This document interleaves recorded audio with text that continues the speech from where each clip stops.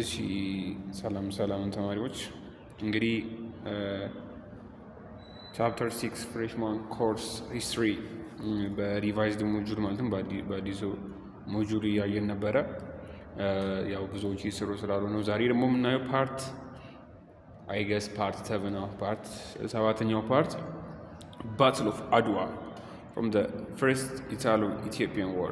እንግዲህ እንደምናውቀው አድዋ ይሄ የመጀመሪያው ከኢትዮጵያ ከጣሊያን ጋር ያደረገችው ጦርነት ነው።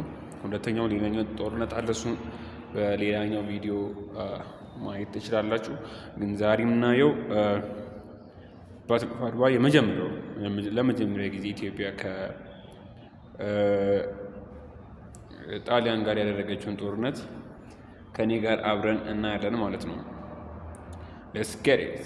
በ1896 ነበር እንግዲህ ዓመተ ምህረቱን እንድትይዙ ይሁን። ኦኬ ባትል ኦፍ አድዋ ፍሮም ዘ ፈርስት ኢታሎ-ኢትዮጵያን ዋር። እንግዲህ የመጀመሪያውን ዋር እናያለን ማለት ነው። ከዚህ ሰንድ ሞቢላይዜሽን አሁን ለመጀመሪያ ጊዜ ኢፌክቱ ምን ነበረ? እንዴት ነው? ምንድነው ከዙ ለባትል ኦፍ አድዋ ለምን ተከሰተ? ጣሊያንና ኢትዮጵያን ለምን ተጣሉ? የሚለውን ነገር እዚህ ጋር ስናይ ሁለት ምክንያቶች አሉ። አክቹሊ አንደኛው ደሩት ከዚህ ተብሎ የሚታሰበው ወይንም በጣም ለዚህ ጦርነት ዋናው ምክንያት ተብሎ የሚታሰበው a deep disagreement over the ውጫሌ ትሪቲ led directly to war between Ethiopia and Italy። እንግዲህ ውጫሌ ትሪቲ ላይ ባለፈው እንዳየነው ይሄ የ20 አርቲክሉ ትሪቲ ነበረ። እንደሚታወቀው ሚኒሊክ ከጣሊያን ሀገር ጋር ሪሌሽን አለው ብዬ ነግሬያችሁ ነበረ። እዛ ላይ ደግሞ አርቲክል 17 ላይ ችግር ነበረ። ኢትዮጵያ የምታደርገው ፎሬን ሪሌሽን የምታደርገው ሁሉ በጣሊያን ስር ነው የሚል ነበረ። እንግዲህ ይሄኛው ዋናው ምክንያት ተብሎ ይታሰባል።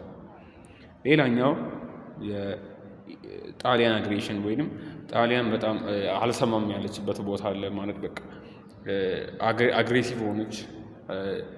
ላይክ የሆነ ኮንተንት ነበራቸው፣ ስምምነት ነበራቸው እና ስምምነቱን ጣሰች፣ ኮንተንቱን ጣሰች። with their occupation of Eritrea the Italian forces crossed to መረብ ሪቨር። እንግዲህ እንደሚታወቀው ባለፈው እንዳልኳችሁ የብሪቲሽ ኤርትራን ከኢጂፕት ነጥቃ ለጣሊያን ሀገር ሰጥታ ነበረ ብያችሁ ነበረ። ስምምነት ከተፈራረሙ በኋላ ከኢምፔሪየር ዮሐንስ ፎርዝ ጋር ማለት ነው። ያኛውን የኤርትራ ፓርት ወሰደች ጣሊያን ሀገር እና እዛው ልትሆን ነበር የተስማሙት ወደ ኢትዮጵያ እንዳትገባ። ግን የዛኔ ጣሊያን በጣም አግሬሲቭ ነበረች እና ለመውረድ ፈልጋ ራሷን ኤክስፓንድ ለማድረግ ፈልጋ ኢትዮጵያ ውስጥ ገባች። ኢትዮጵያን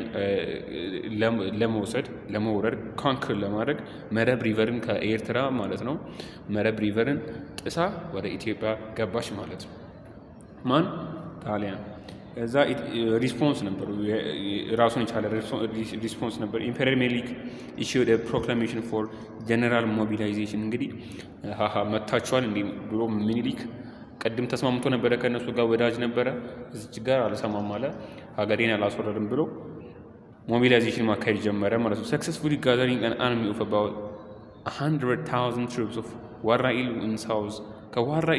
ወደ ዋራኢሉ ወይም ሳውዝ ወሎ ወሰዳቸው። ወደ 100 ሺህ የሚጠጉ ሰዎችን ወደ ዋራኢሉ ወሰዳቸው ማለት ነው። እዛ ሳውዝ ወሎ ማለት ነው። ስለዚህ እነዚህ ሁለቱ ከዞች እና ሞቢላይዜሽን ማለትም ሙቭመንት ያደርጉበት ሪስፖንስ የሚያሳይ ነው ማለት ነው። ከዛ አሁን እንጀምራለን ማለት ነው። ባትል ኦፍ አምባላጌ አለ የመጀመሪያው። ያው እዛ መጽሐፋችሁ ውስጥ ያለው የሆነ ጥቅጥቅ ስላለ እዚህ ባጭሩ ለማስታወስ እንዲያመች ተደርጎ ነው የተሰራው እና ይህንን ፋይል የምትፈልጉት ከሆነ ባለፈው እንዳልኩት እንግዲህ ቴሌግራም ግሩፔ ላይ ቻናሌ ላይ ሄዳችሁ ማግኘት ትችላላችሁ። ዲስክሪፕሽን ውስጥ አለ። እዛ ዲስክሪፕሽኗን እንኳትና መጨረሻ ላይ ያለች የቴሌግራም ሊንክ አለች። እሷን በመጫን ወደ ቻናሉ ሄዳችሁ ዳውንሎድ ማድረግ ትችላላችሁ። ሁሉም ነገር አለ። በተጨማሪም አንዳንድ ኪውዝ ምናምን ከፈለጋችሁ አለ እዛው ላይ የቴሌግራም ኪውዝ ቦት አለ። እሱን ቦት ያደርጋችሁ ራሳችሁ መፈተን ትችላላችሁ ማለት ነው። ከዛ ኢትዮጵያን ፎርስ ሌድ ባይ ፊት አውራሪ ገበየሁ ኮምፕሊትሊ ሮትድ ኢታሊያንስ ፎርሲንግ ደም ቱ ሪትሪት መቀሌ። ስለዚህ አምባላጌ ላይ ፊት አውራሪ ገበየሁ እነዚህ ያዟት። ባትል ኦፍ አምባላጌ ላይ ማን ነበረ ከተባለ ፊት አውራሪ ገበየሁ ነበረ። ፊት አውራሪ ገበየሁ ወደ መቀሌ ወሰዳቸው ማለት ነው። ከአምባላጌ ወደ መቀሌ ሪትሪት እንዲያደርጉ አደረጋቸው። እዛ ሲጅ ኦፍ መቀሌ እዛም ሄደው ሰላም አላገኙም። ኢትዮጵያን ፎርስስ beside the retreating Italians at Mekelle, they successfully cut off and denied the Italians access to crucial waterfill from January 7 to 21, 1896.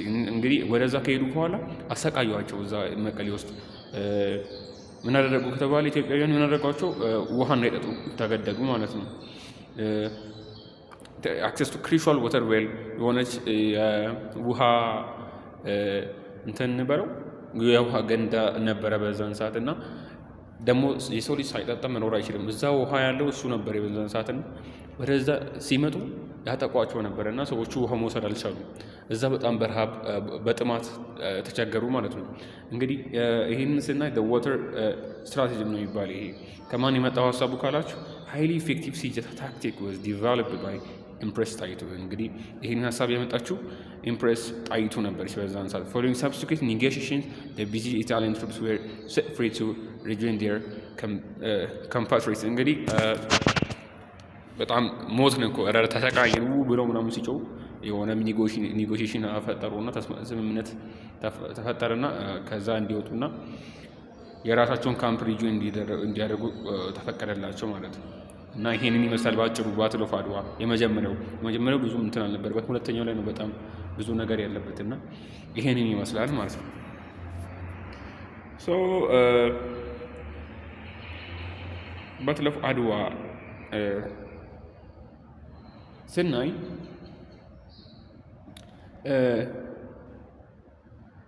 ኤኒሚ ከማን እንግዲህ ከዛ ሀገር የመጡ ኢትዮጵያን ለመውረድ ወስነው ከዛ በኋላ አንሰማም ብለው የተመለሱ ኢትዮጵያን ፎርስ ዲሲፕሊን ኢታሊያን ኮሎኒስ ኮማንድድ ባይ 5 ስፔሲፊክ ጀነራል 5 ስፔሲፊክ ጀነራሎች ነበሩ ኢትዮጵያ ውስጥ የገቡ። አንደኛው ኦረስቴ ባራቴሪ ነው።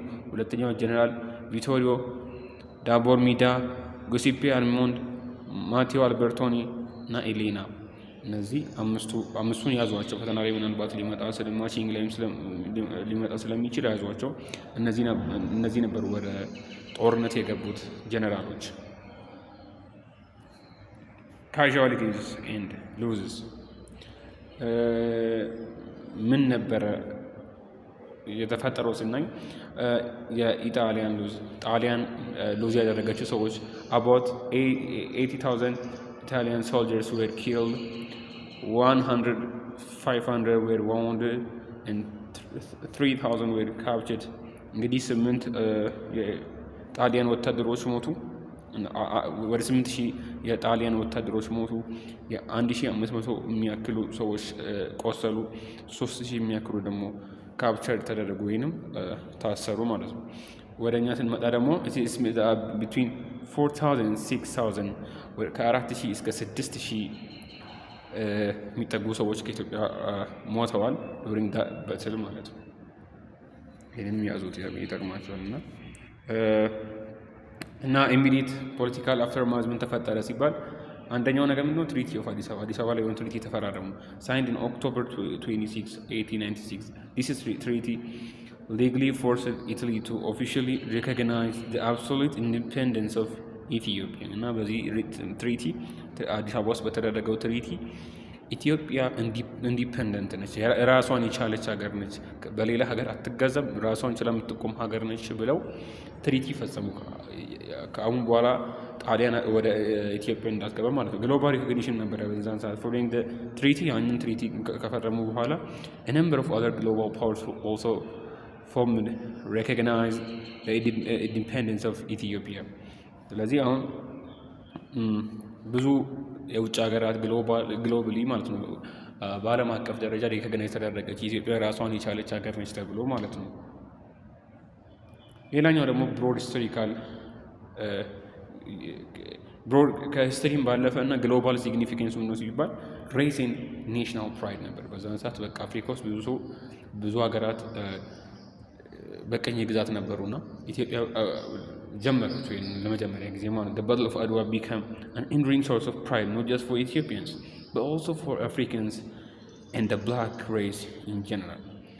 በአጠቃላይ ለኢትዮጵያ ብቻ ሳይሆን ለሁሉም የአፍሪካውያን ጥቁር ህዝቦች ኩራት ሆነ ማለት ነው። ይህ ነገር እንችላለን፣ ከራሳችንን ችለን መቆም እንችላለን ብለው ሌሎች ሀገራት ክሌም ማድረግ ጀመሩ ማለት ነው።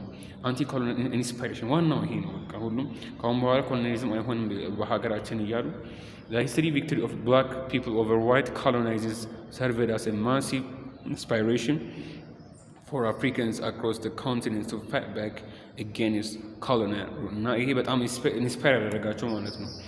ያው እንደምናውቀው አንዳንድ ነገሮችን በኢንስፓይሬሽን የምንሰራቸው ስራዎች አሉ፣ ሌሎችን አይተን የምንማራቸው ነገሮች አሉ። እንደዛው ሌሎች ሀገራት ይሄንን አይተው ተረድተው መቃወም ጀመሩ። ኮንቲኒው ቱ ፋይት ባክ አጌንስት ኮሎኒያል ሌሎች ሀገራት እንደገና ፋይት ባክ ለማድረግ ኢንስፓየር ተደረጉ ማለት ነው። በጣም ተነሳሱ። እኛም ኢትዮጵያም እንደዚህ የምትችል ከሆነ ሶ ዊ ካን ዱ ኢት ስቲል ብለው ቀጠሉ ማለት ነው።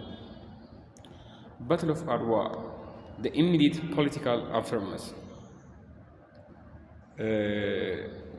ቀድም ያለ የነበረው ይሄ ቀረ የመጨረሻው ነው። ፓን አፍሪካን ኢምፓክት ነበር ለመጨረሻ ጊዜ እንትን የተጠቀሰው መጽሐፋቸው ውስጥ the victory heavily influenced by the famous pan africanist ማርከስ ጋር የሚባለው ፓን አፍሪካኒስት ነበር። ፓን አፍሪካኒዝም ማለት የሆነ እንደምታውቁት ኢትዮጵያ አፍሪካን አንድ ለማድረግ የተነሳ ፓርቲ ነው። ይሄ ኢትዮጵያ አፍሪካ ውስጥ አንድ ፕሬዚደንት እና በአንድ ሩል የምትመራ ሀገር ለማድረግ የራሳቸውን ስቴት ይዘው ግን አንድ ሆነው እንዲሄዱ የሚታሰብ ሀሳብ ነው ፓን አፍሪካ ማለት እና ቪክትሪ በማርከስ ጋርቪ ነበር በጣም ኢንፍሉዌንሰር የተደረገው ይሄ ቪክትሪ ኢንስፓይሪንግ ኢዝ ግሎባል ባክ ቱ አፍሪካ የሚል ሙቭመንት አስነስቶ ነበር። ቬሪ ፍሪኩዌንትሊ ዩዝድ ፍሬዝስ ላይክ ኢትዮጵያ ቱ ላንድ ኦፍ አወር ፋዘርስ ማለት ምን ማለት ነው? ኢትዮጵያ የአባቶቻችን ምድር ያሉ ሙቭመንት አስነስቶ ነበር በዛን ሰዓት። ይሄ ደግሞ ፓን አፍሪካኒዝም አፍሪካ አንድ እንድትሆን ሊረዳት ይችል ነበር ነው። ግን ብቻ ፓን አፍሪካን ኢምፓክት ይህንን ይመስል ነበረ። በአጭሩ የፈርስት ባትል ኦፍ አድዋ ይህንን ይመስላል። ዛሬ እዚህ ያበቃል ማለት ነው። አይ ሆፕ ተረድታችኋል ብዬ አስባለሁ።